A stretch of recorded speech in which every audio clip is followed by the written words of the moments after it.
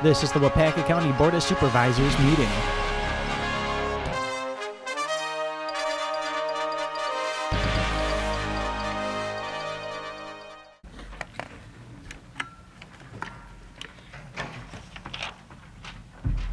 Good morning, everyone, and welcome. Good morning. I will call the Waupaca County Board of Supervisors meeting today, Tuesday, October 25th, to order. We are in session. Please press your roll call buttons. Roll call shows all members present.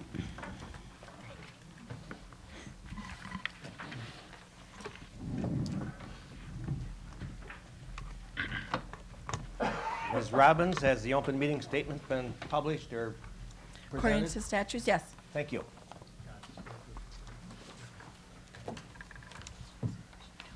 Let's please stand for a moment of silent meditation and the pledge.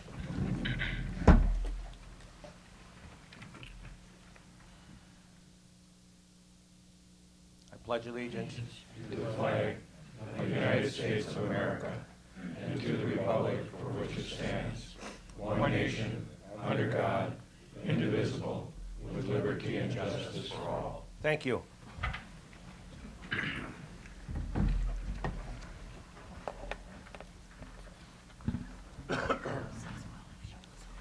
Okay, we have the minutes that was sent to you before you of September 30th and October 18th for approval. If we could, please. Is there a motion for approval? A motion by Mr. Handrick for approval and a second by Mr. Rowan. Any questions regarding that? Seeing none, please vote.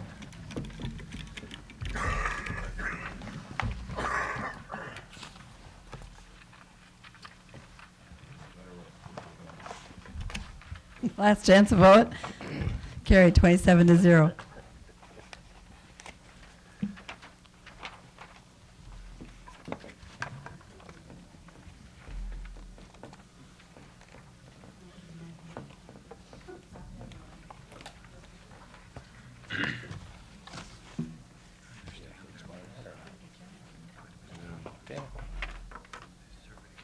Today, we have two guests here. We have the introduction of the Assembly candidates of District 40th and the 6th. I will give each candidate 5 minutes to come up to the podium and introduce themselves. And first, we'll have Mr. Martin come to the podium, please.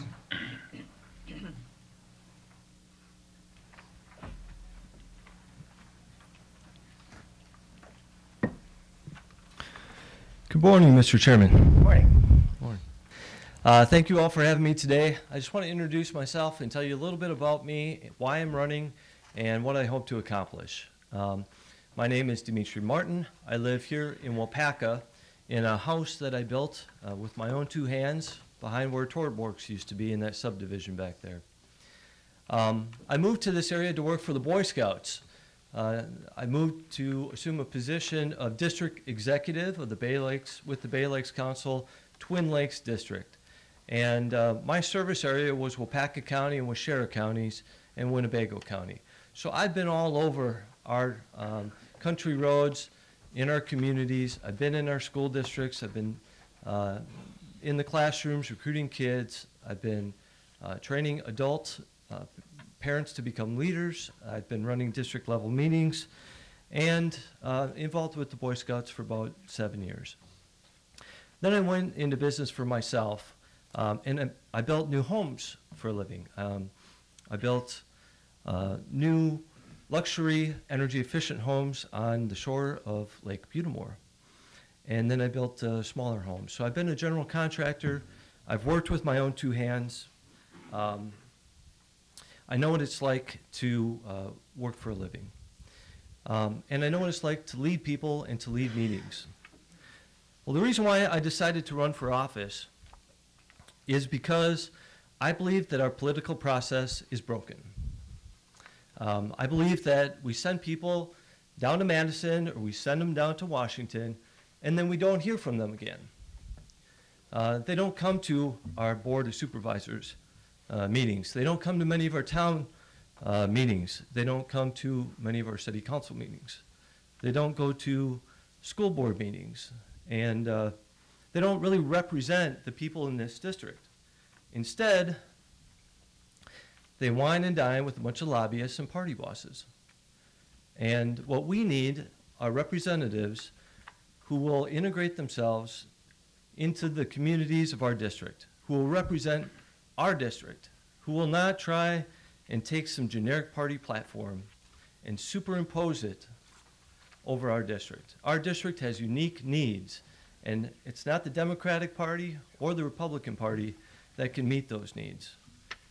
Your representative needs to be talking to you, listening to what you want them to accomplish, and then when they go back into session, that's what they should be fighting for. Not some generic party platform, and certainly not what a bunch of lobbyists want them to work for.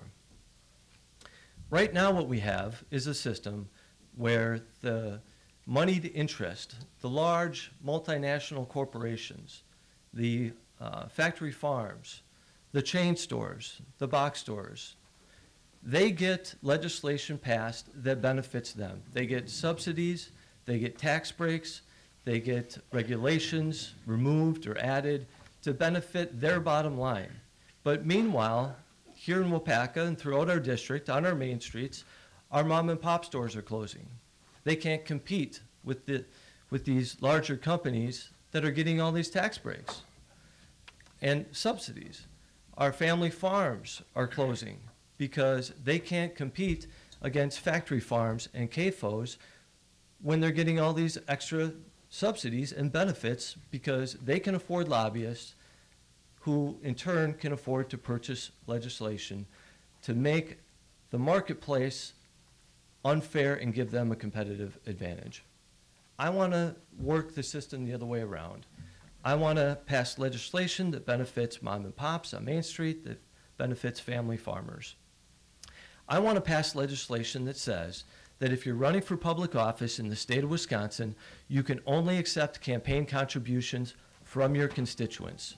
No lobbyists, no political parties, no political action committees, no corporations, no unions.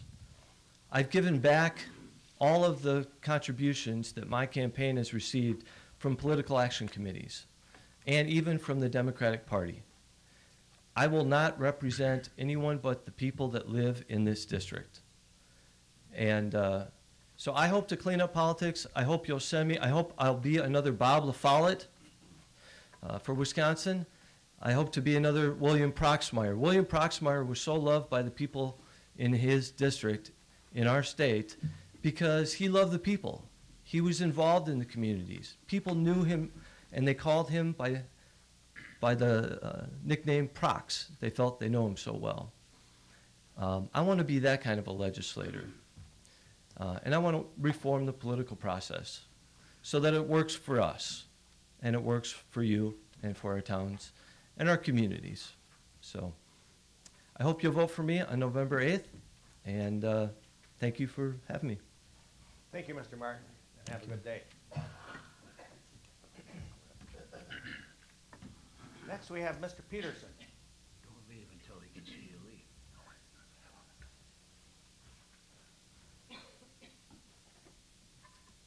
leave.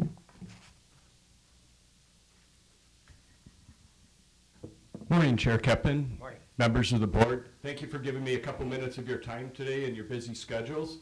For those of you that don't know me, I think I know most of you in here today. I'm Kevin Peterson. I'm a husband.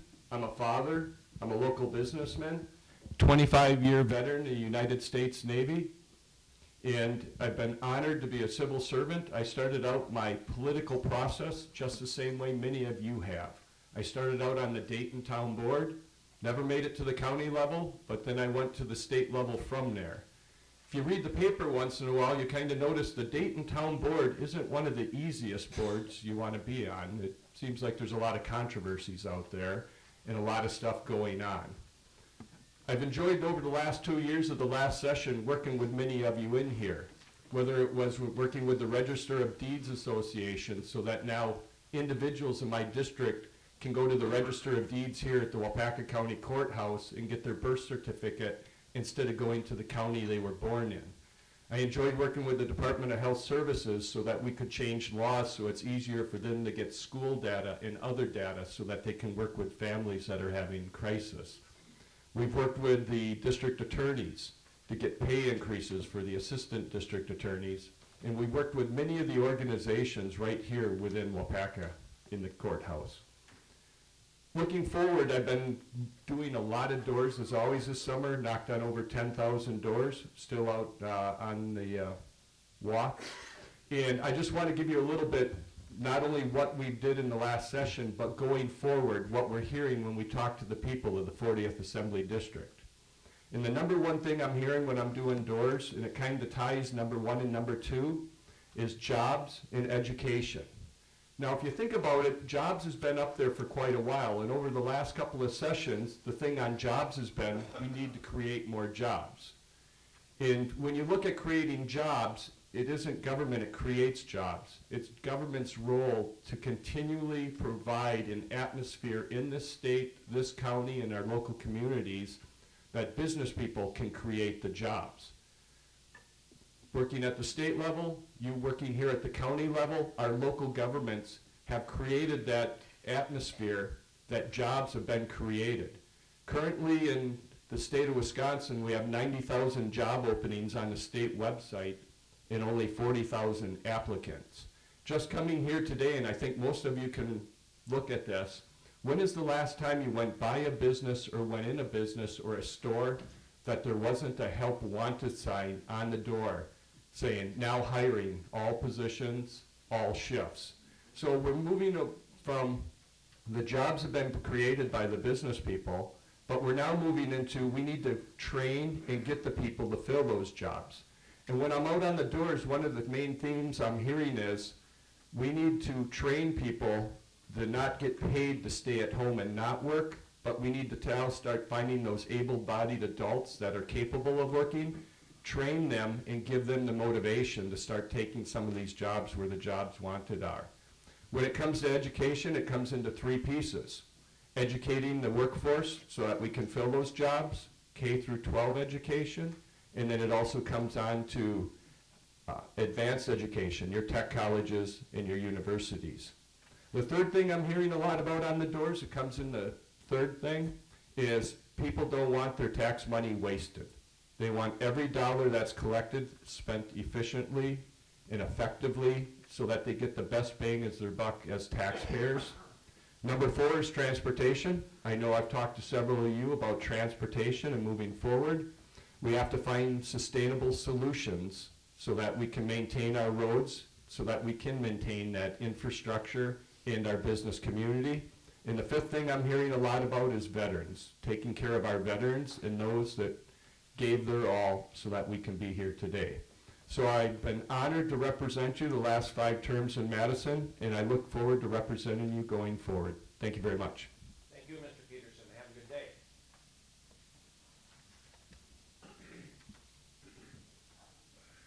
When I alluded to the 6th district, that was for Mr. Talkin, that represents the northwest part of Waupaca County, and he could not be here today. Next, we'll go on to item 6 is the 2016 Waupaca County Fair Report. Mr. Jeremy Schrader is here.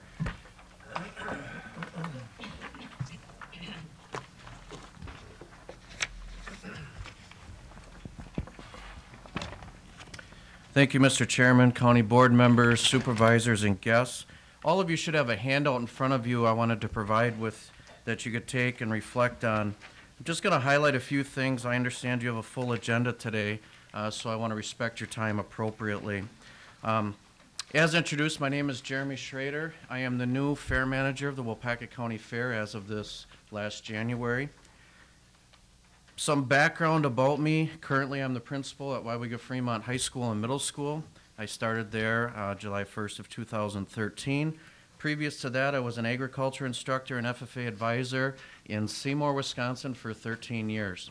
While I was in Seymour, I was also the fair manager of the Outagamie County Fair for 2 years and a fair board member there for 8 years. Currently, our board of directors for the Waupaca County Fair, as you can see there on page 3, Randy Lurkey is our president, Dwayne Stelzner is our vice president, Sarah Canespo is our secretary. Amy DeSantis is our treasurer, and Amy is here today in the back of the room with me. Richard Litke, Janet Olson, William Ponto, Steve Bartle, and Tom Yonke. Those are the newly elected, as of September 15th, County Fair Board members. Now, interestingly enough, the next page I wanted to share with you, and I'm a huge vision being an educator about mission statements, and I saw your mission statement right when I walked in this morning. I changed with some of the operations that when I became the manager, I found that the fair had a mission. And previous, I hadn't heard about the fair mission, and I've received more comments that the mission is on all letterhead, everything that we do. So our fair mission for the Waupaca County Fair is to continue the great tradition of educating youth and the general public about agriculture, mechanical, and household sciences while creating a fun and interactive environment for all ages. I really think that sums it up very well. Now, what are some of the big changes that have occurred in 2016? I've highlighted just a few for you. First and foremost, the board underwent complete reconstruction and development of the Articles of Incorporation and bylaws. That process became complete on July 1st of 2016 when the fair membership voted and passed that, and that has been submitted to the state of Wisconsin. We have several new directors on the board, of which names I just read off moments ago. One of the biggest changes that probably is the most visible to the public eye is all of the office operation changes. We had a brand new website, we had a brand new fair logo, which you see throughout this presentation, new phone, email, post office box, all the logistical things that are so crucial for a proper business to run successfully. Since my start, I have incorporated all the fair financial information onto QuickBooks so that we have a proper reporting and documentation that the board looks at every meeting. In addition, the board has developed and has approved, along with the membership, an audit policy. So we will be auditing all of our financials regularly, as well internally as well as professionally. Currently, the board is working on several job descriptions, roles, and responsibilities for not only myself as the fair manager, but for each county fair board director, as well as any officers and so forth. We're really working hard to ensure that everybody has a direct focus and knows what is expected of them. Additionally, there will be other policies and development over the course of the next several months that the board is working on. One of my biggest goals, and this is something that is very personal to me, is I'm a huge person in communication. So we're going to increase and continue to grow and develop our communication, our teamwork between fair and any agencies, organizations, clubs, what have you, to grow the fair and make it more customer friendly, if you will. One of the big changes you saw this year was the return of big name entertainment, which went very well for the first year. We incorporated new free family entertainment throughout our grounds, and this year we had 2 free grandstand shows, which were very well received. So again, those are just a very sample of some of the highlights from 2016. There are many more, but I want to respect your time. Let's get into some of the nuts and bolts, so to speak. In regards to Junior Fair in 2016, which is what the county board specifically supports, there were 386 exhibitors within Junior Fair, 3,970 exhibits presented, which is outstanding. I think that is just great that our youth work so hard to display their time and talents at the county fair for all to see. On the next page, I want to highlight some of the expenses so that you can see where your $15,000 that is budgeted helps to support. Our Junior Fair book printing happens every 2 years, and the last time it was done to help support Junior Fair, $1,800. This year, for 2016, our Junior Fair premium payout was $8,638. Judges for Junior Fair, $3,296. Superintendents and clerks stipend for their roles, $2,535. Award ribbons for junior fair exhibitors, $1,445.25. We have a junior fair secretary that does a phenomenal job, $1,847. The barns need to be cleaned at the end of the fair from all our animal waste, $800. Then the manure has to be removed, which costs $1,000. We are required by state law to have a vet on premises, $352. We had 80 judges, clerks, and superintendents that had to receive passes, $560. 335 junior fair exhibitor season passes, $6,700. Those concrete figures total $28,973.25.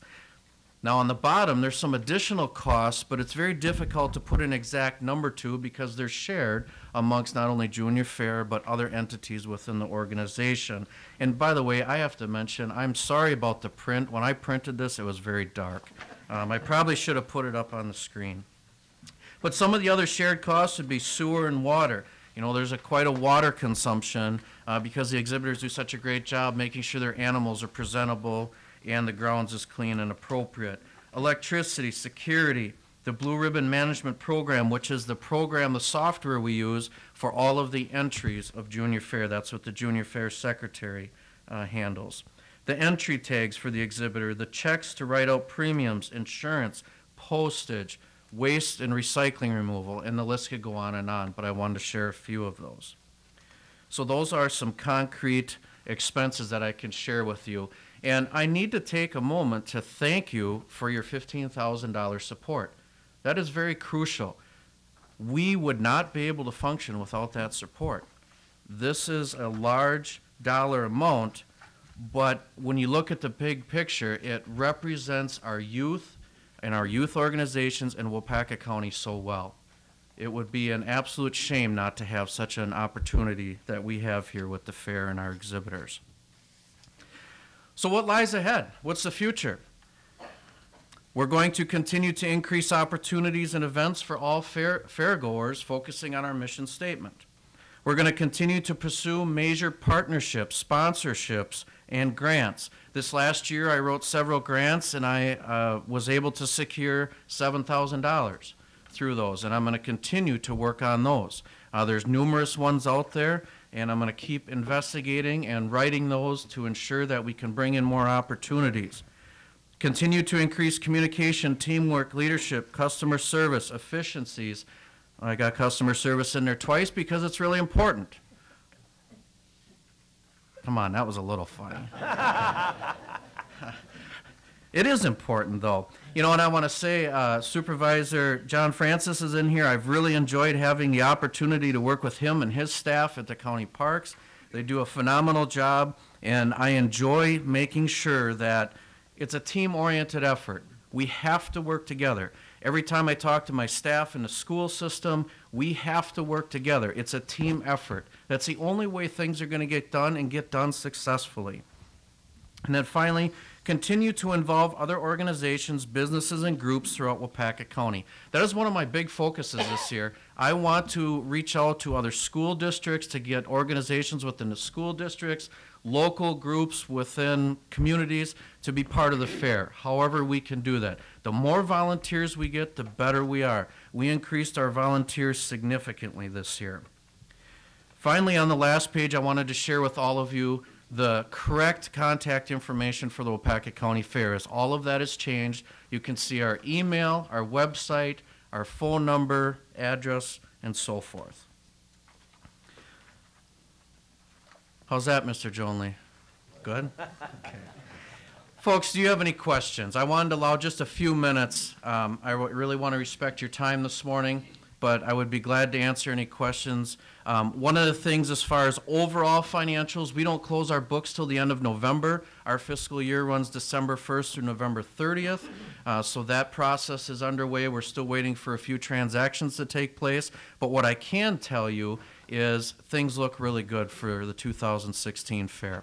If I had to give you a rough estimate, and I don't want you to hold me to it, but I'm going to say roughly $30,000 in the black.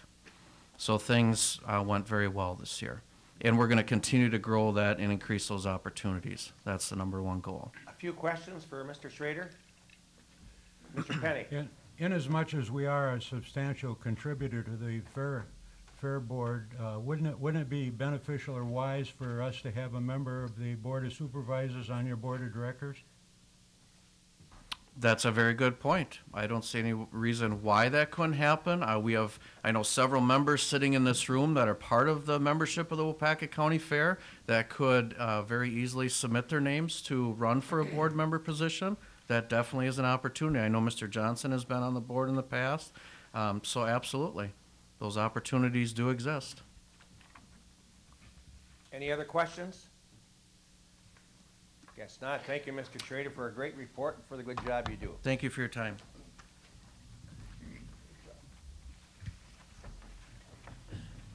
Next, we're calling on Mr. Beiersdorf, our Highway Commissioner. He's on his way up here. Good morning. Morning, Dick. Morning, Mr. Captain and the chair. And welcome to a cold October morning. This morning the windshields were frozen on my vehicles and I had to scrape them off. So it's that time of year, not only for the highway department and getting ready for winter, but also cutting firewood, hunting deer, all the adventurous stuff that takes place. So in addition to our highway operations, my two topics today are to discuss a little bit about the new highway facility, of which I've been asked to do regularly each month just to keep everyone informed as to our progress, and then also talk a little bit about on our turnout for transportation meeting that we had in the Township of Union, of which several of us in this room attended. So with that, I'll keep it short. We'll start off with the report on the new highway facility and our progress that we've gained since last month. As you're all aware, to access most of this information is online these days, so I'm going to go through this so that you can learn a little bit more about it on your own time versus going through every piece of paper along the way. So if you get onto the Waupaca County's home website and you want to learn more about our building facility and what we've done, you'd click on the department section, and once you click on departments, it'll allow you to scroll down to highway facility. So click on the highway departments tab, and from there you'll grab the scroll bar and you'll kind of go down. And it's got information not only about our new building facility, but also about different projects that we're working on. You would end up going to this bid information tab, clicking current bid packages. Now on here, what's going to end up loading is all of the paperwork that I've done, or my staff has done, to assist in getting architects or engineers on board to help us figure out what's the scope of what Waupaca County's highway facilities needs are? What are the scope of what this project's going to cost?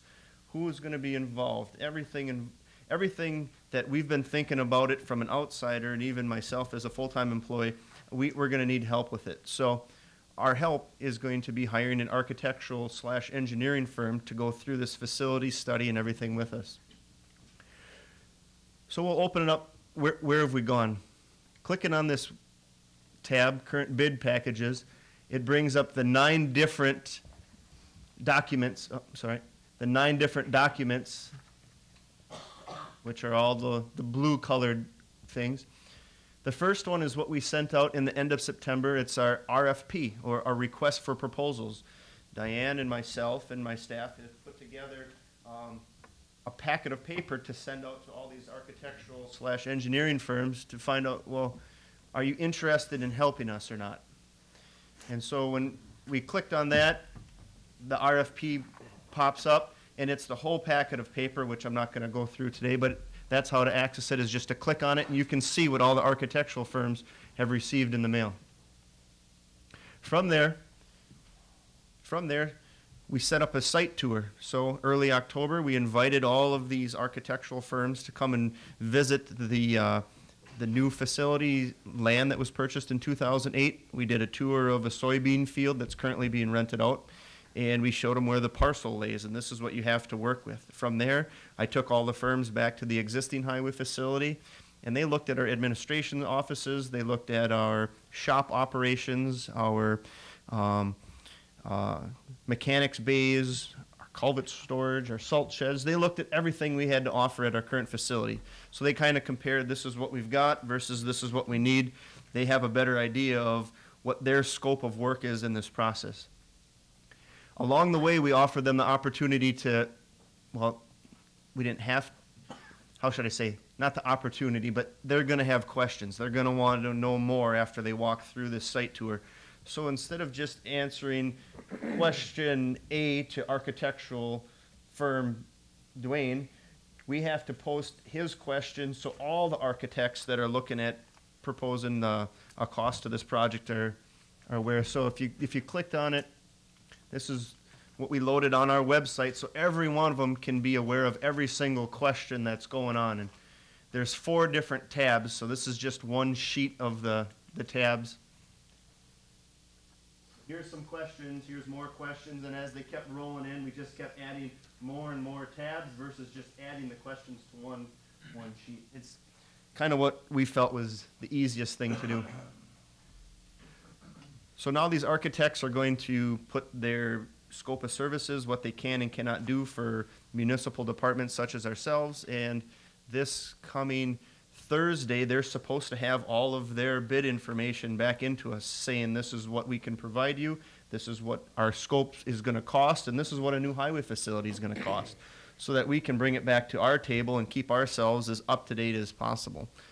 Once they do that, we're going to host a special building committee, which many of you are on the board for that. You should have gotten letters. We're going to be meeting on November 3rd at 10 o'clock, and we're going to take these 17 architectural firms and hopefully dwindle it down to 3 to 5 of them, and then select them 3 to 5 to come in and actually give us interviews. We're going to interview them and try to ultimately come up with the best candidate for our project prior to Christmas, or I think December 20th was our deadline that we were shooting for. So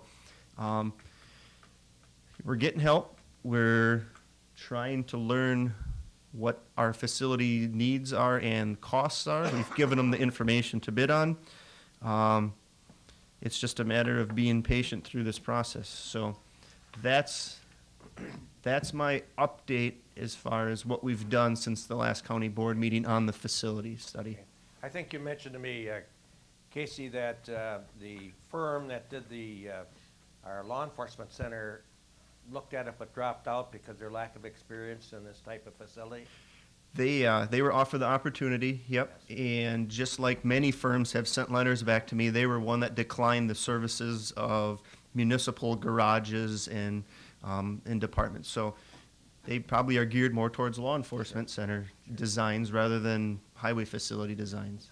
Okay. And it also depends not on what they can and cannot do. It might be, this is our amount of staff and this is the workload we've already taken on, and we can't help you between now and next November because we're booked. Okay. Anybody have a question? I guess not. Thank you so much for this report. Okay. Next, we'll move on to my next report. It's the turnout for transportation report. And this one was a little bit less technical, more political, it seemed like. We were invited by the Wisconsin DOT, the Wisconsin Counties Associations, the Wisconsin County Highway Association, and Wisconsin Towns Association, that all counties within Wisconsin participate in a first ever town event. So what we had done is announce this at our Towns Association meeting in Manawa early September, right after Labor Day, and we knew what we were going to get involved in. We just weren't sure of the details. In fact, we weren't sure of what we were going to present to the public or whoever was invited right up until the date it occurred. So the date ended up being September 29th. We held a meeting at the Town of Union Town Hall. Again, some of you were there for that. And it was an eventful meeting. It wasn't really a complaint session. It was just a gathering of local municipal leaders and officials from Waupaca County. And Mr. Keppen told his story on what he's experienced with lack of funding. I told my story from Waupaca County. The mayor from Manawa was there, Mr. Smith. Several township chairmen stood up and spoke about their lack of funding and what the things that they're seeing. So it's a kind of more of a state level issue. the governor has heard lots of information from the public and political leaders such as, I don't know, assemblymen, congresspeople, public officials, and he still wants to stick by the motto that we're not going to increase taxes or fees to the public citizens.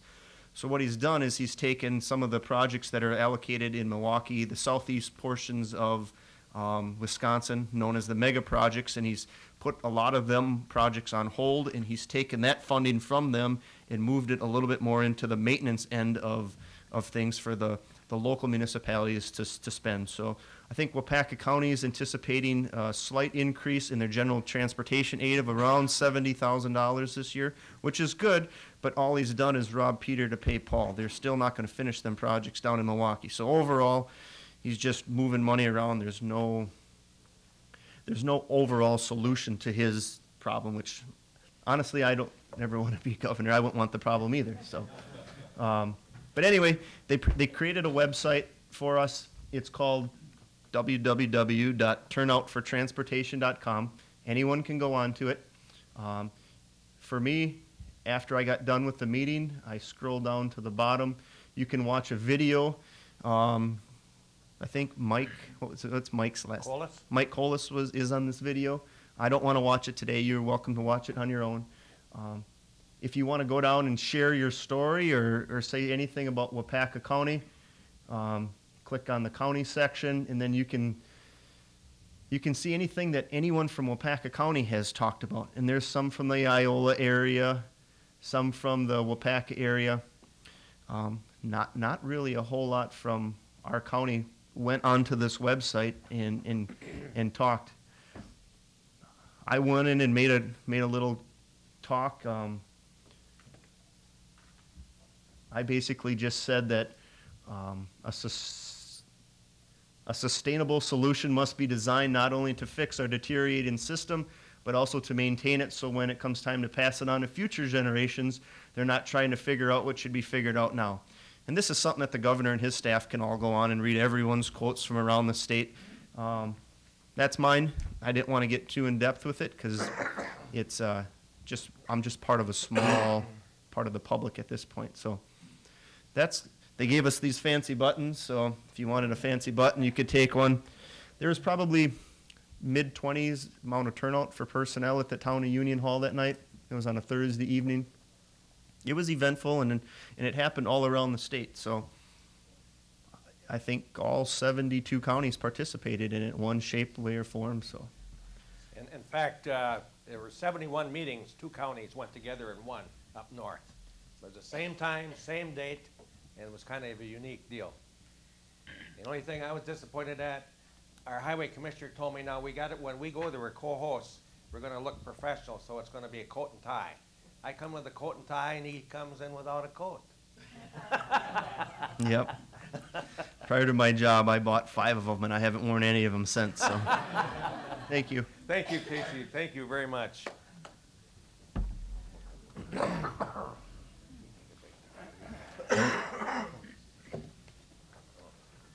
Okay.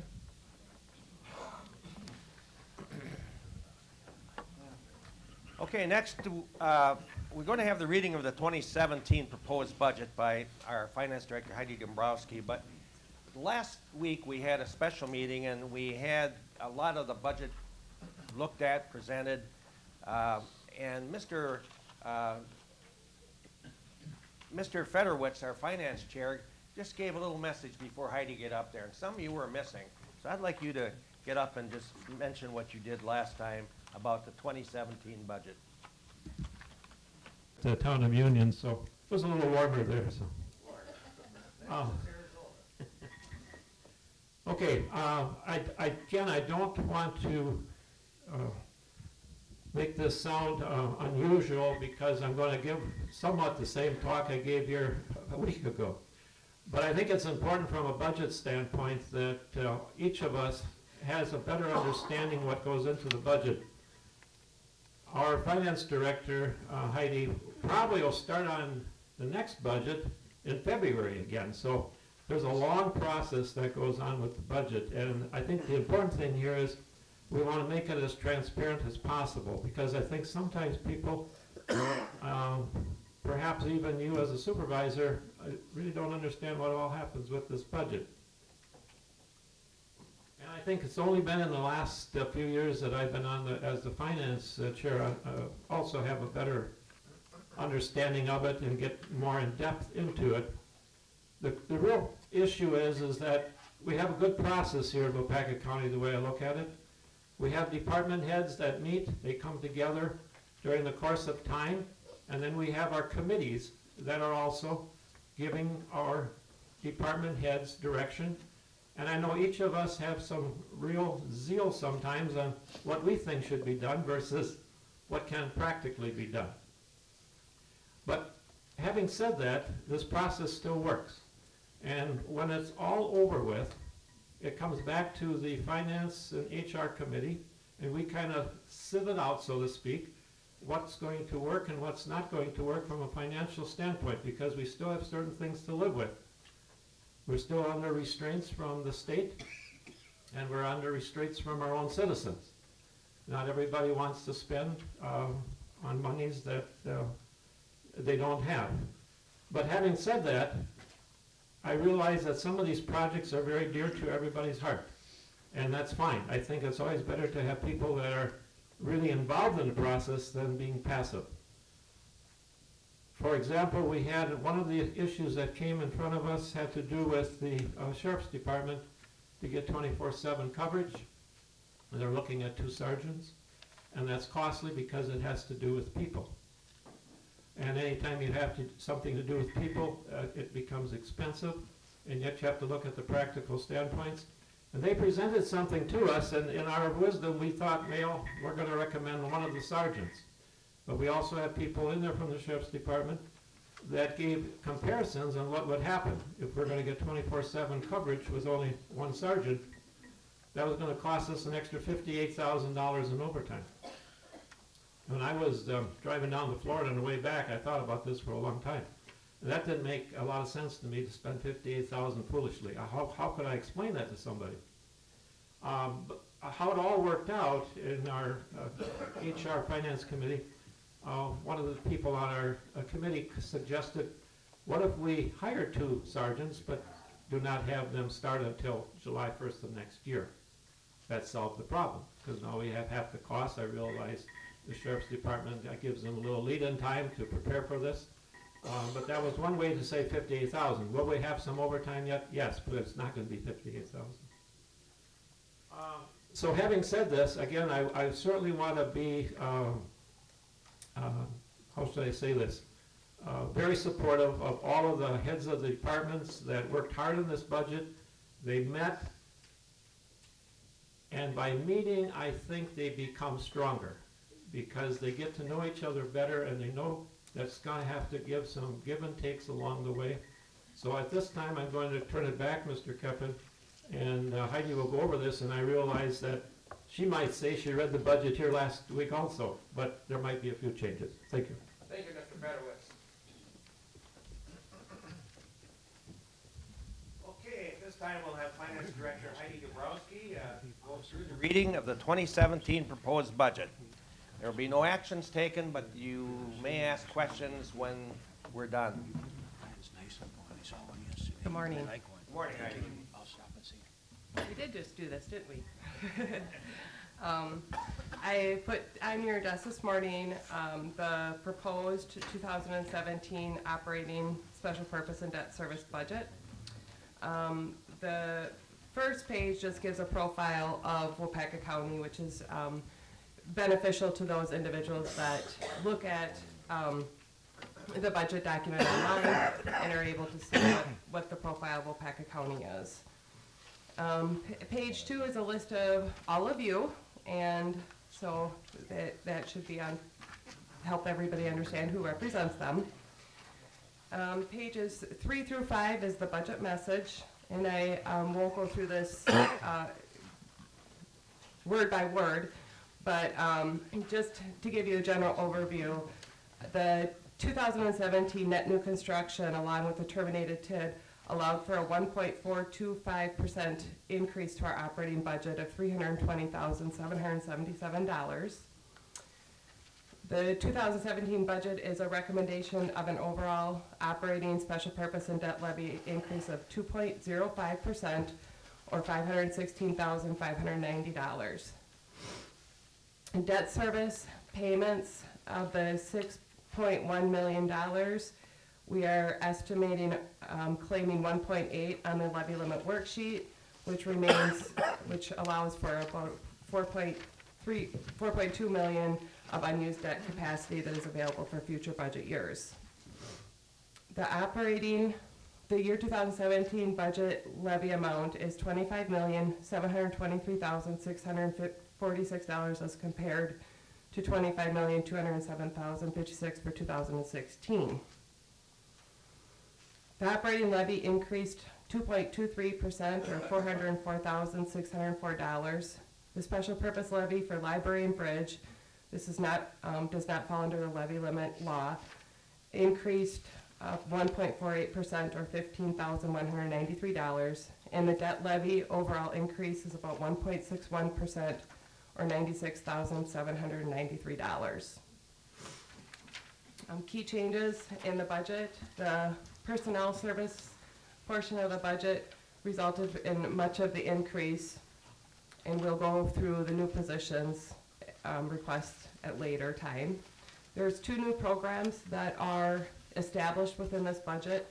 The ATV UTV patrol with an estimated levy impact of $17,871, and the drug court to begin September 1st, 2017 with an estimated levy impact of $33,100.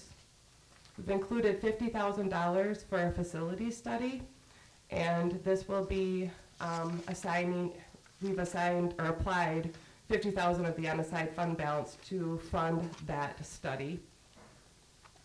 We discussed the library aid increase and the debt service increase. And then for the outlay expenditures, we have about $5.7 million for capital and non-capital outlay. $3.8 million of this will be funded by restricted unspent bond proceeds, $327,519 from assigned capital improvement fund, $506,649 from grants and contributions, and $15,000 for the sale of squads. The remaining balance of $1,033,755 will be funded from the general fund tax levy. To help offset these increases, we projected an increase to sales tax of $170,000 and investment earnings of $50,000. Although this isn't exact numbers, this is really where the amounts are in the budget. Page 6 gives you an overall summary of the budget as I just discussed. The operating levy, about 3/4 down is your total. The increase $405,982 or 2.24%. Your special purpose budget is an increase of $13,815 or 1.34%. And the debt service increase was $96,793. Combined budget totals increase is $516,590 or 2.05%. Page 7 is a summary of reserves by each fund and what we're estimating for changes in 2016 and what we estimate the fund balance at the end of 2017 to be. Pages 8 and 9 is more of a detailed portion of the reserves. And what I really want to point out is at the bottom of page 8, I'm estimating that the unassigned fund balance for 2016 is going to increase by about $473,000, which would put our unassigned fund balance at $9 million. 25% of our operating revenues, which is our policy, is to keep the fund balance at 25% of our operating revenues, are unassigned. It would be $6 million, and our projected amount over policy is $3,038,387. In the 2017 budget, as I had previously mentioned, we have assigned, or we have applied 50,000 of unassigned to, in order to do the facility study, and which would bring that balance down to 9 million. These are estimates, obviously, but just by the way I'm looking at it, the increase, we had the New London TIF district closure, which brought in about $134,000 of revenue. Plus, I believe our sales tax is going to come in above what we had projected for the 2016 budget. So I really believe that there will be a substantial increase to the unassigned in the 2016 close. I'm going to skip over 10, 11, and 12. You can read that in your spare time if you'd like. 13 and 14 will be the notice of the public hearing notice for November 8th, which will be when the budget is adopted. Page 15 is the detail portion of the levy limit worksheet, which I had discussed earlier. That if you were interested as to how we calculate those figures, that is there for your review if you'd like. Page 16 gives you the summary of tax rates for towns and village. Again, the equalized value increased of 2.8%. So even though our levy is increasing, the mill rate is decreasing by 5 cents per thousand.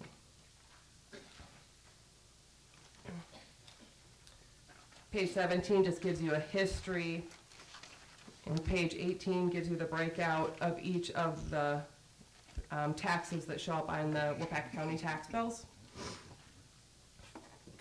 or the Waupaca County portion of the tax bills. I'm going to skip again a little bit. There's a lot of detailed information here that is required to be within our budget for statutorial purposes. But if you want to skip to page 28, this gives you a listing of the proposed new programs that I had previously discussed in the budget message. And page 29 is a summary of new and expanded and eliminated positions that are projected or that are realized within this budget. If you're interested in the detail portion, the detail portion of the capital outlay, that begins on page 40. And it would end on page 51 for the general government funds. And it lists out each capital project that is in the budget. We went through this last week, Tuesday. And then on page 51, it breaks out the actual funding sources by revenue source. Page 52 is the nursing home capital outlay listing. And page 53 is the highway equipment listing.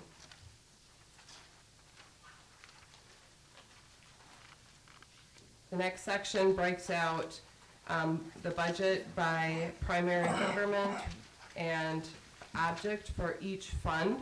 If you're interested in where all that information comes from for personal services versus contracted services, primary government meaning general government, public safety, public works.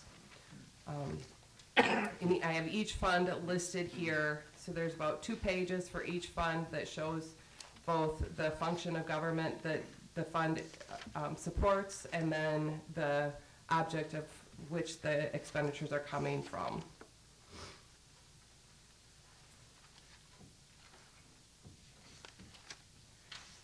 If you start at page 68, this lists every program that was budgeted in the 2017 budget, gives you the expenditures in each program and the projected revenues to offset any fund balance applied, and the tax levy increase from the previous year.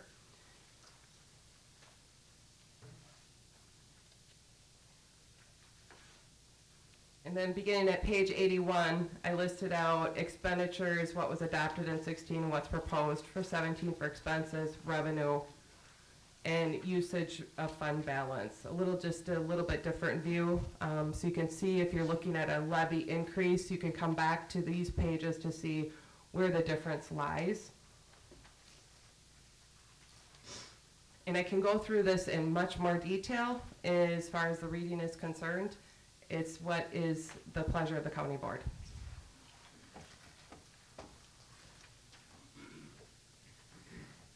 I think you're fine, Heidi. Maybe we can take questions on your specific points. The questions? I was hoping that. Hendrick. On page 29, you've got law enforcement, you've got a salary down for one person.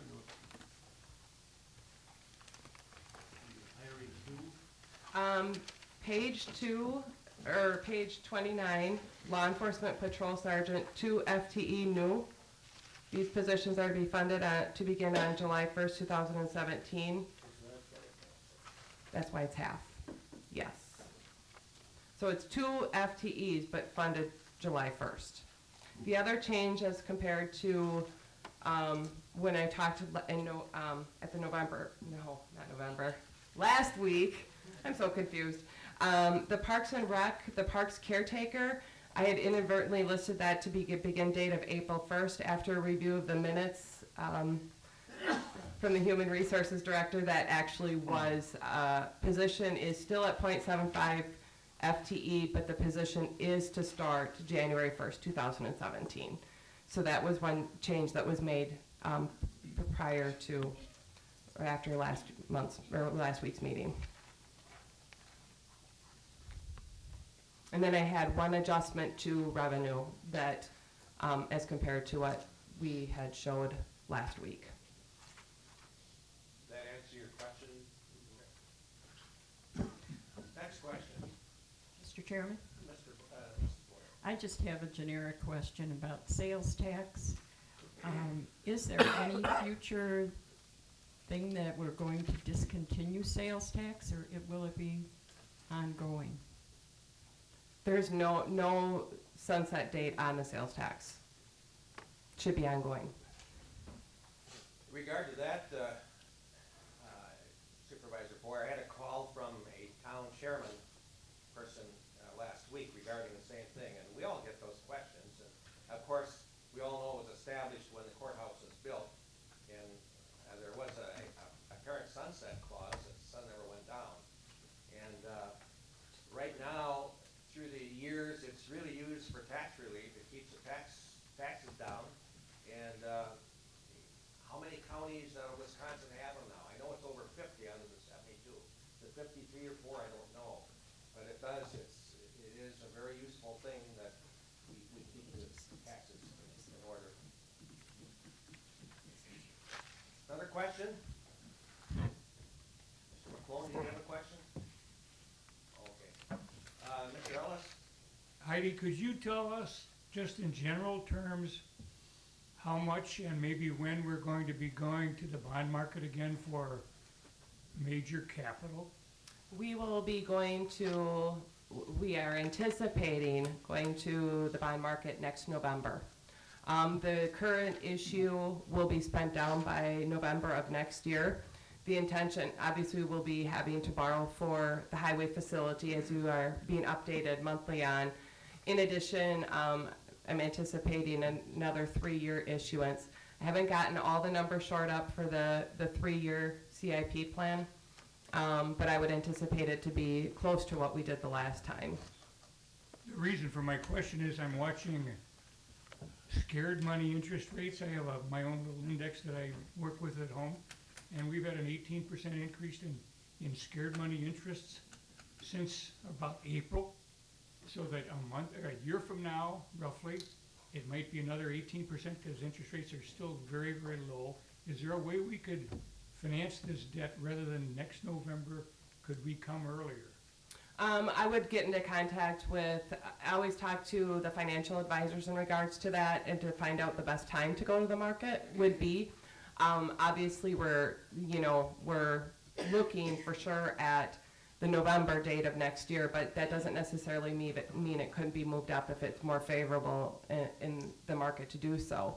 But, you've heard Ellers, Todd Tays from Ellers and Associates, or Mike Harrigan, and I usually look to them for guidance as to the best approach. And we're in conversation quite frequently right now in regards to the highway facility and the best approach to move forward with that. Thank you. Looking for other questions? Other questions? Okay, well, thank you very much. Thank you. If you have any questions that come up once you are able to read this book, feel free to give me a call or email me or however you'd like to. What is your phone number again? Just kidding. Get a hold of Heidi if you do have some questions. Please don't call me. It's probably not going to be as accurate for sure as Heidi could be. So thanks a lot. For Thank your you. good work. Thank you. We're going to take a short break right now. Okay, we are back in session. Next item is number 9, ordinance or amendments to the General Code of Ordinances. Mary Robbins will explain this. Okay, what we're trying to do is just clean up our code of ordinances, and it came to our attention that the internal DOT substance abuse was made a policy back in 2013, but it was never taken off of our code of ordinances book, so we want to rectify that right now. And that was back in 2008, so it's outdated. So we would like to repeal Chapter 46 of the Code of Ordinances and create an internal Department of Transportation substance abuse policy. And we have a copy in our office as well as Human Resources Department.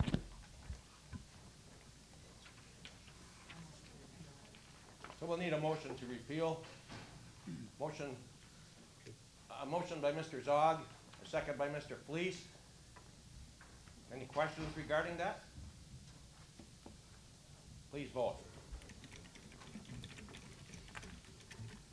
Last chance to vote. Motion carries 27-0.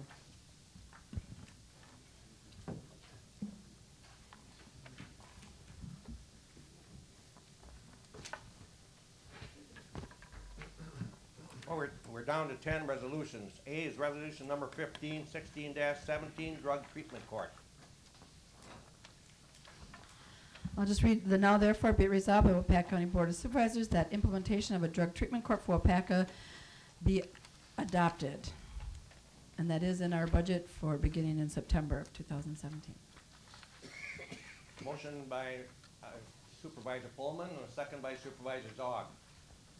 Any questions or discussion? Seeing none, please vote. Last chance to vote. Motion carries 26-1. And resolution number 15 is approved.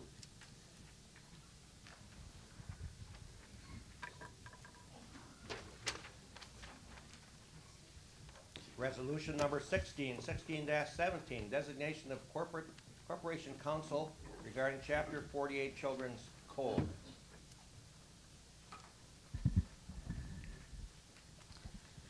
I'll read the now therefore be it resolved that the Waupaca County Board of Supervisors designates the Office of Corporation Counsel to represent the interests of the public for actions under Chapter 48 Children's Code pursuant to Wisconsin Stat Section 48.09, effective September 1st, 2017, or earlier upon agreement of the District Attorney. Recommended for introduction by Waupaca County Legislative and Judicial Committee. We have a motion for approval. There's a motion by Mr. Sorensen for approval. There's a second by Mr. Johnson. Any questions or discussion? Mr. Chairman? Yes. I guess I would kind of like to know if Diane could tell us what the budget amount would possibly be, if she's come up with anything new, since it's not budgeted per se.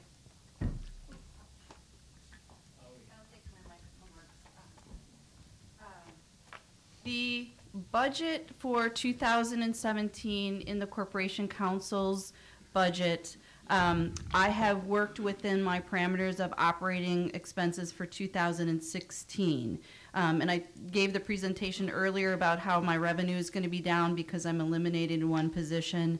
I also had more room within my 2017 operating budget because the Assistant Corporation Counsel hire was budgeted for family insurance, but he takes single coverage. So there was some room within my 2016 budget to carry forward for 2017. The additional expenses which I anticipate to incur are going to, did you have a question? Okay. Which I anticipate to occur are going to be related to expert witness fees, related to litigation costs such as depositions, related to service of process fees, related to genetic test fees.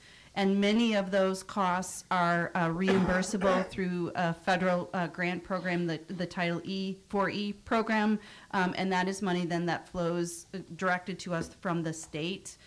For child abuse and neglect cases, I think the percentage, Shannon, is 28% reimbursable. And then for termination of parental rights cases, it's 39% reimbursable. In addition to those actual costs, allocation of resources in terms of personnel costs, my time, the Assistant Corporation Counsel's time, and our legal secretary's time for actual costs spent on each type of case are also reimbursable in those percentages. So there is not a, I guess, the main funding for my 2016 increase in getting a new attorney was my decrease in administrative cost time. So I reorganized my office coming forward to 2016 to give us a cushion to move to take this on. So that there will be additional expenditures. However, there is the opportunity for revenue as well, which is what we, or reimbursement as well. Does that answer your question? Yes, Good. thank you very much. Thank you. I'll stand here in case Any there's other other questions. Guess not. Just want to let you know we do appreciate the great job you're doing. Thank you. I hope I can keep it up. And these little projects like the RFP for the building is taking a lot of time away from Chips, and so we'll do our best going forward. So me and my staff. So thanks. She spends quite a bit of time trying to keep me in line too. So. Okay, all in favor, or no? Please vote. Last chance to vote. Motion carries 26-1.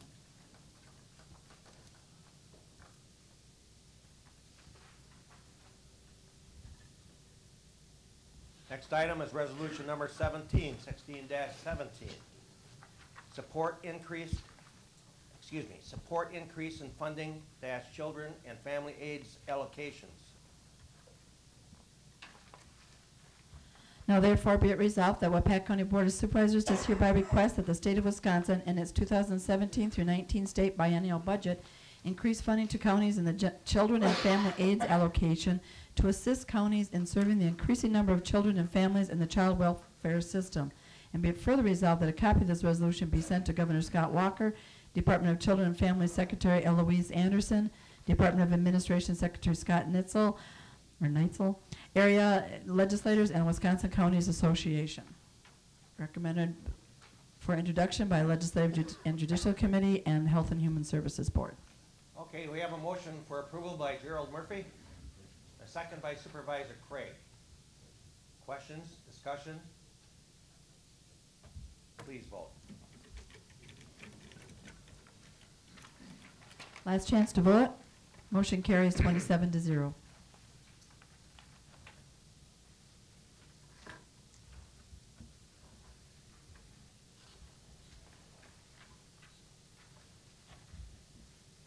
Next is resolution number 16-17.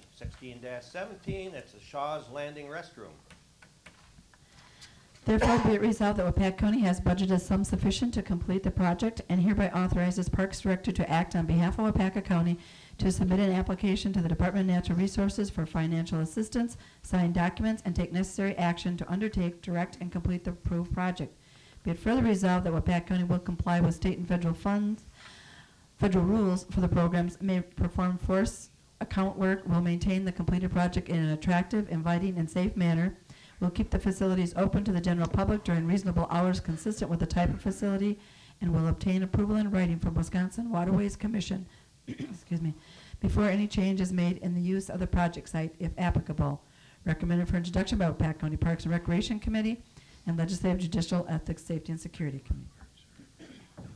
There is a motion by Mr. Fleece for approval and a second by Mr. McClone. Do we have any questions? Yes, Mr. Murphy. I would just like to have somebody from Parks and Rec or the Ethics Committee just explain what this, how we got to this point, what exactly is. I know it's to finish a job, but what happened along the way that we need to go and have a resolution to finish it and it wasn't finished before? Just the story behind it. John, come on up. Thank you, Mr. Chairman. I can speak to this. Basically, what this resolution is basically it allows us to apply for the grant funding to get half of the project funded through the Wisconsin Waterways Commission versus us having to pay for the whole thing. And it's not something that's been done or not completed. It's what we have now is porta potties at this site. What we would like to go to is a concrete vault style toilet facility for that site. It'd be more appealing for the neighbors and everything there, and it would serve our users better. Thank you. It's probably the second or third most used boat landing in the county. Mr. Chair? Boyer? Yes, do you have any idea of what the amount is going to be? Is there a cap on this? It just says a sum that's sufficient. We have budgeted, I think it's $36,000 for that project, for a two-sided restroom facility. There would be, I think we got a quote for 28,000 something, almost 29. Plus, there's going to be work with bringing up the slope, because at that site you have to set the restroom two feet above flood stage, so it would be about 2 feet above where the surface of the parking lot is now. So it's going to be kind of a bathroom on a hill, kind of, so there's a lot of work around it. And you hope to get half of it back in a grant? Yes, ma'am. It's on page 49 of the budget. There wasn't a quick look. Other questions? Seeing none, please vote.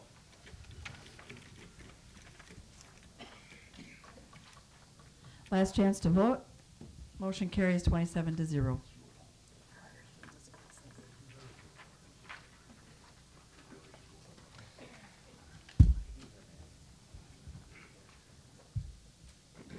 Next, we have resolution number 16-17, 2017 staffing new positions / expansions.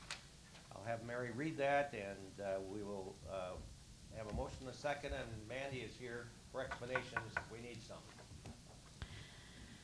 You want me to read the whole resolution or just the now therefore be it resolved?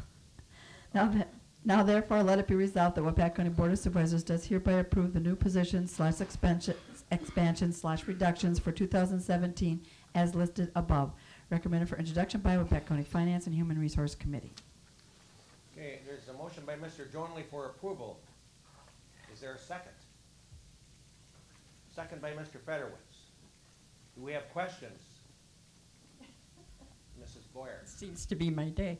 WCI coordinator is being eliminated. Who will be taking over the facility? We have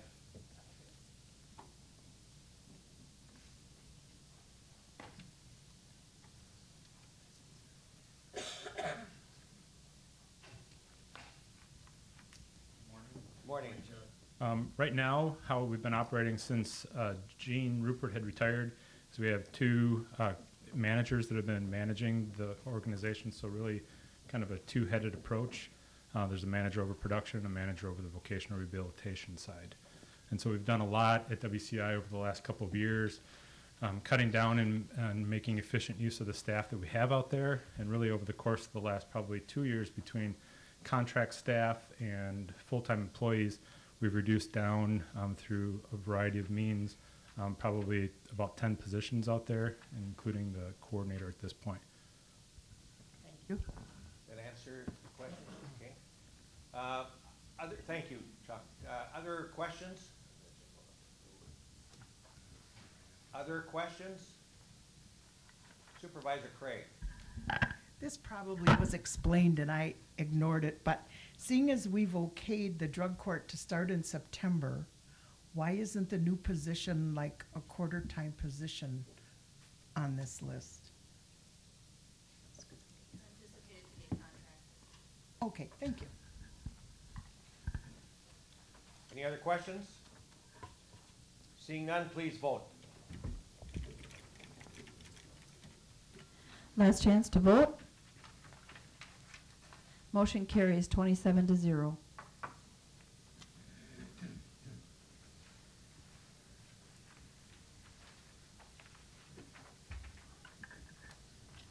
Resolution number 16-17, 2017 Waupaca County Employees' Wages and Salaries.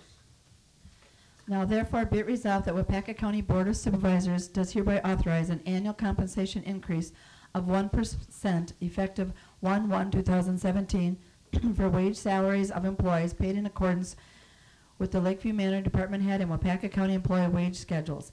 In addition, an annual one-time stipend of $400 paid to employees who are at a wage rate that exceeds the maximum rate on the county's designated wage salary schedules, and a prorated stipend of $20 for those employees coming onto the wage schedule who will not receive a full 1% annual base wage increase. These stipends will be paid in January 2017. Recommended for introduction by the Finance and Human Resources Committee. Need a motion for approval? A motion by Mr. Quisman, and a second by Mr. Penny.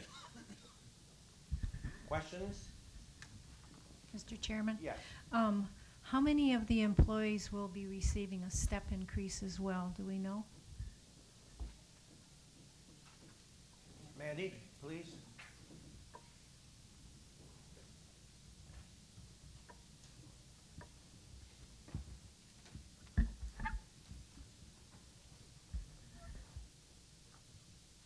Thank you.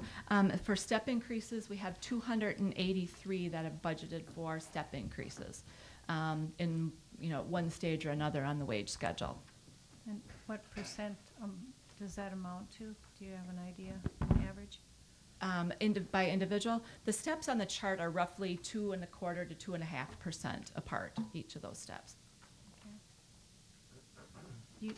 Do you have any idea what the cost increase of this compared to 2016 is?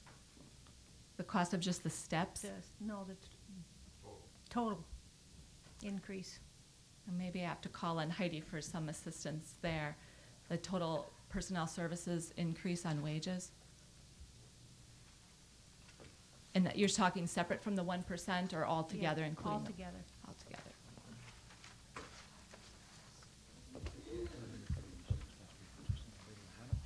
Yeah, I was gonna say it's 70%.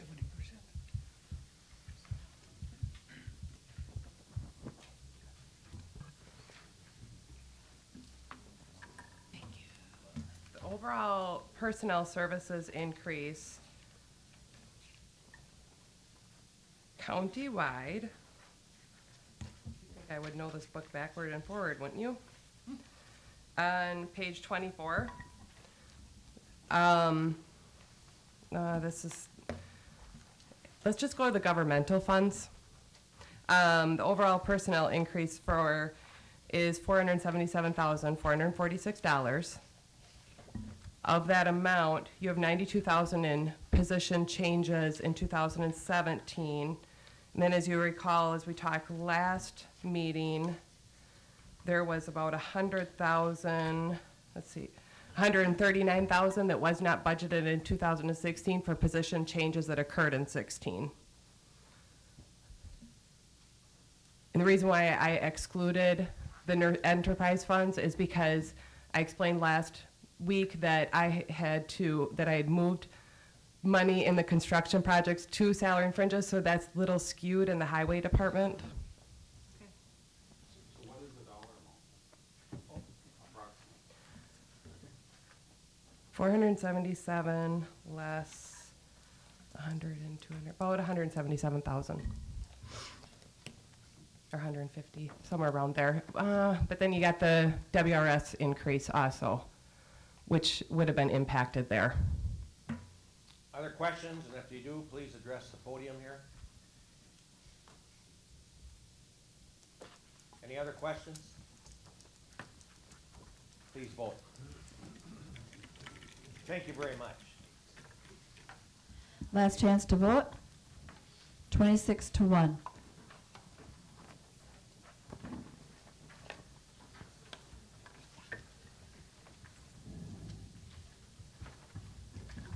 Okay, 11, any reports by the County Board Supervisory Departments, County Board Chair? I don't have a report today, you'll like that. What are you laughing at? How you feeling? There was a WCA convention that I was planning on going, but on Friday afternoon, my doctor said I had a touch of pneumonia in my bronchioles, and they loaded me with dope, and so I couldn't. I was seeing elephants laying in the road. I thought I better not drive to Milwaukee. So with that, but we did have a lot of good people down there, and they're coming back with good stories. And I bet you Carl Keitzman could give a good report.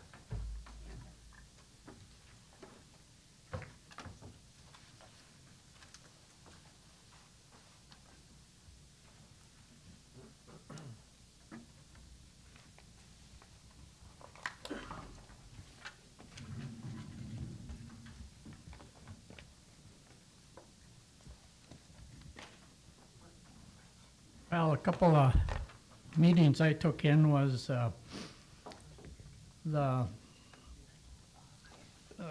me go with this one here first. The homeless, and I thought that was kind of interesting.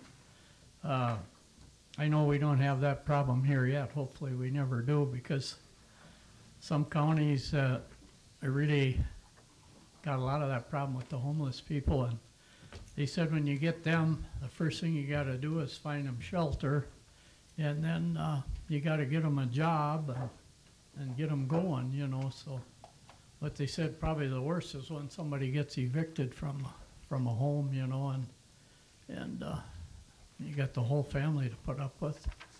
So, and then I took in that one on the finance thing, and these finance people there, they had like a 5-year plan where, you know, you gotta, just like we went through here, you gotta, first thing is the wages for all the employees every year.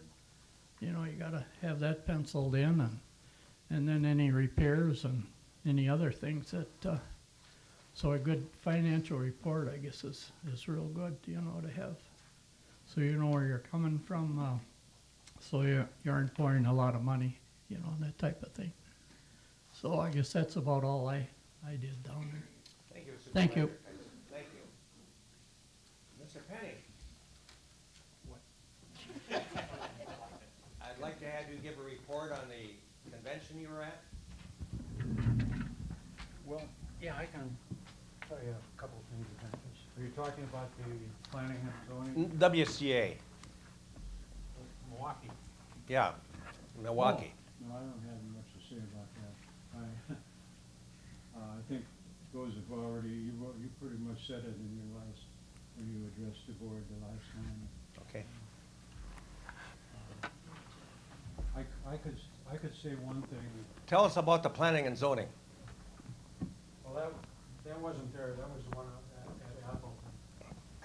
But one of the sessions that I attended in Milwaukee had to do with heroin. They had a doctor there from one of the counties down in the southern part of the state, the county in which Wisconsin Dells is in.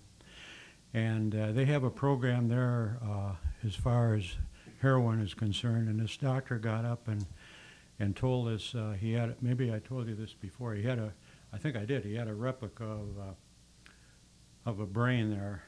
And he was telling about when these people get hooked and start their take their first dose of it, it moves to this part of the brain, and then it moves to the next part of the brain. And he held up the last portion was when he held up this one portion of the brain and said, when it gets to this point, he said, they're about done. He said there isn't a real lot that you can do for them at that time. And the one thing that really amazed me is Wisconsin is the second largest state in the United States for having drugstore and pharmacy holdups. Right now, up until the date of that convention, it was up to 38 drugstore holdups that were strictly for drugs. And I was quite surprised when you take into consideration you're talking about Illinois and you're talking about California and you're talking about New York, and we're number 2. And what really surprised me, you wouldn't believe what number 1 was. Number 1 was the state of Indiana, and but that was the one conference or seminar that I attended that I really enjoyed. And there were some other ones that I was at, budgeting and things like that, but that was the one that I thought was really beneficial. And now we're heading in the right direction where we're going to eventually have our drug court. And if you remember last meeting where this gentleman, I think he was from Marinette County, got up and talked to the judge, and I think he did a very good job explaining what it's all going to curtail. And hopefully it's going to work out for us. But it's a problem, and personally, it's going to be a hard time to make it go away. There's no question about it. So many of these young kids that are heading in the right direction, maybe one of their friends or somebody maybe at a party or something, all they said, well, why don't you just take one pill or one of these, and once it starts, it just keeps going. And a lot of innocent people, a lot of innocent kids, not only kids, but older ones than that are getting involved with it, and it's going to be a very, very, very hard problem, but we're heading in the right direction. Okay, Mr. Chairman? Thank you, Supervisor Penny. Mr. Zog, you were there? Yes, I was. Do you have any enlightenment you could give us? Well, I would,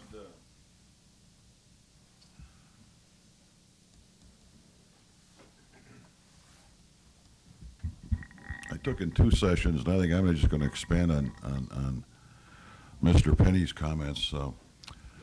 Because I'm so much involved in getting this drug court going, there was a police chief from, they call it Sauk Prairie, which is Sauk City and Prairie to Sac.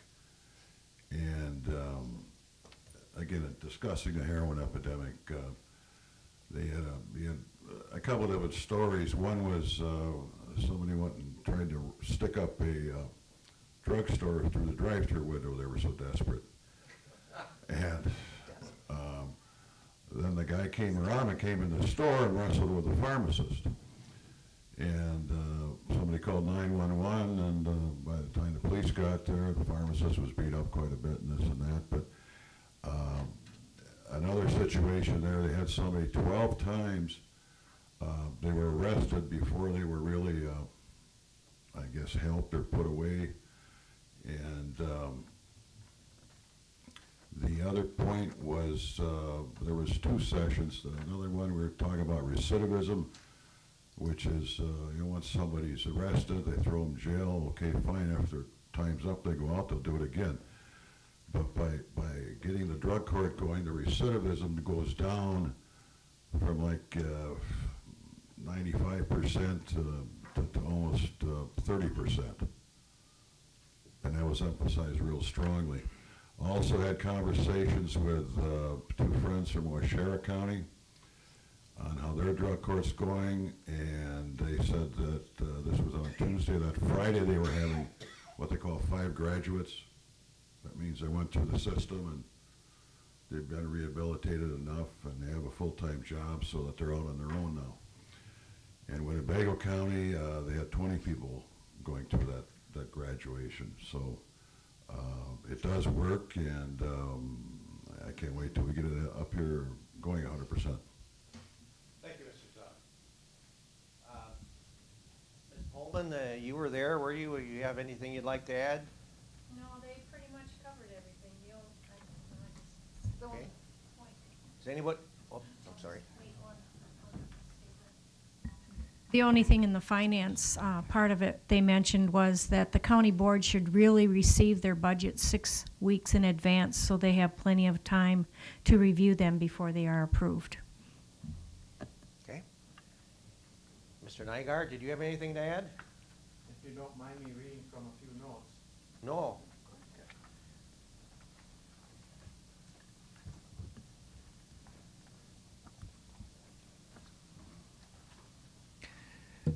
I brought my wife Nancy with, and she was a good sport and went to seminars too.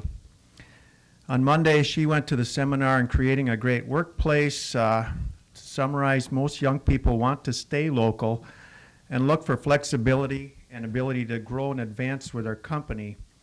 Their number one priority is quality of life. I attended a workshop on what Regional Planning Commission can do for you. They talked about trends that guide the planning process and had a good question and answer session. Nancy attended the 3:15 session on county efforts to address Wisconsin's heroin epidemic. And as a result, we both came away as strong supporters of a drug court and counseling as a means of trying to deal with this. I attended the Solutions for Transportation Funding, and it was pretty much a current status report, no exciting solutions. I don't know if any of you else have heard, but the country of Sweden has passed a law where they're not going to sell internal combustion cars 2 years from now. They're going to switch to all electric. And if that takes off in this country, we're going to slowly lose our gasoline tax money. Monday morning, Nancy went to the county jails and mentally ill seminar, and interesting fact here, jails across the country now have more people with mental health illnesses than the psychiatric hospitals. This program was very informative, and she has good notes. I attended the high capacity well and floodplain ordinance for Cranberry counties. I have a personal interest in this as I farm, I irrigate, and I have a high capacity well that's 2 years old. It was an informative session on the zoning part. The well part really didn't have anything scientific to report. They just tried to explain as best they could the current DNR policy at the moment. Nancy then went to what new county board members need to know, and I went to the UW Extension update, as that's a committee I'm on here. They've done some firing and hiring at the top, and restructuring appears to now be moving along. Of the 8 combined sessions we attended, 3 of them touched on the need and benefits for rural broadband. If we want to keep young people and new forms of employment, we need to and if we want to help build businesses here, we need to be competitive with the Valley. And if we want to help the new UW Extension get programs out, we will need to implement affordable countywide broadband ASAP. The drug court and related treatment programs should give us better outcomes than the way things are set up now. Hopefully reduce the number of jail residents with untreated mental illnesses also, and in the process hopefully save the taxpayers money to get them help before they turn to violence. Opening and closing sessions were informative and interesting, and we very much enjoyed getting to know the other county board members in a social setting. Thank you. Thank you. I think there are some other of you. Anybody else would like to say anything that were there? Mr. Murphy.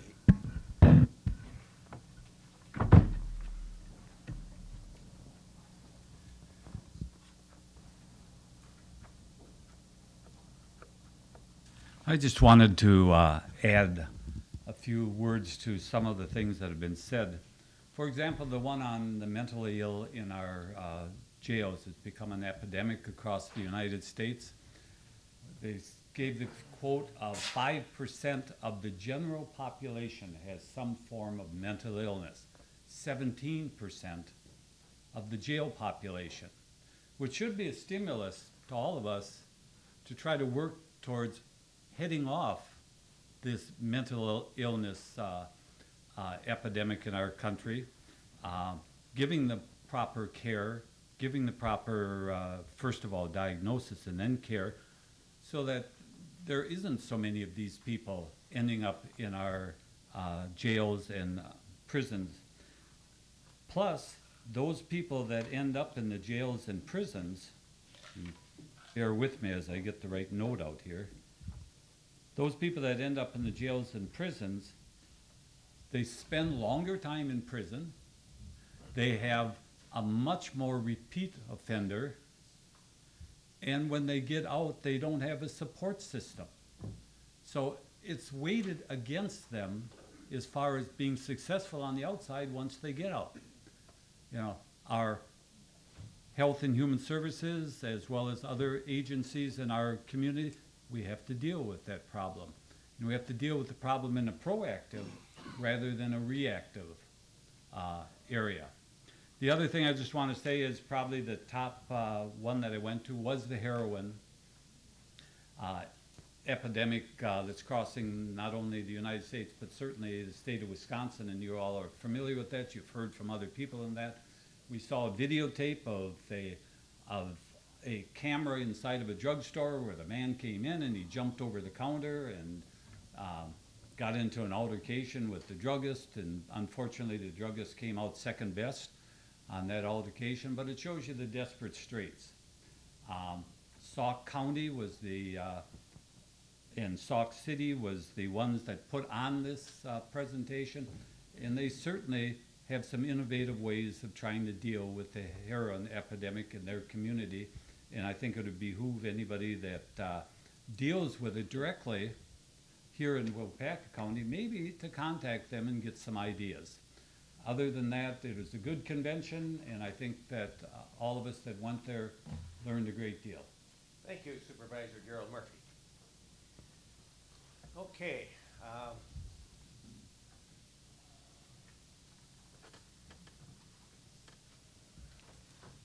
We have appointments. Mary? Highway Commissioner has asked that Chris Carlin be appointed to the Highway Special Building Committee as an advisory capacity. We have a motion for approval, please. There's a motion by Mr. Fleece for approval, and we have a second by Mr. Muck. Any questions, discussion? Seeing none, please vote. Last chance to vote. Motion carries 27-0. And Chris Carlin is the office business manager at Highway Department, for those that don't know her.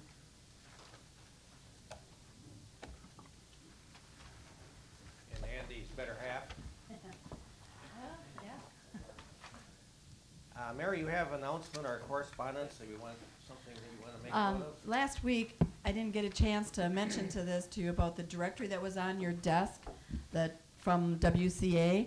They had some errors on our page. We did not submit it that way, but I'd like maybe you to make a note. On page 181, under Lakeview Manor Administrator, they still have Megan Firetag, and it should be Todd Greenway. And also then Land Information Officer, they have Todd up there, and it should be Ian Grasshoff. So just, and also the same with their email addresses then should be changed. So I just want to make you put that in your directory you receive. Thanks. Thank you. With that, I'll seek a motion for adjournment. Motion by Mr. Muck, a second by Mr. Hendrick to adjourn. Please vote. Last chance to. Motion carries 27-0. We're adjourned. Sweet.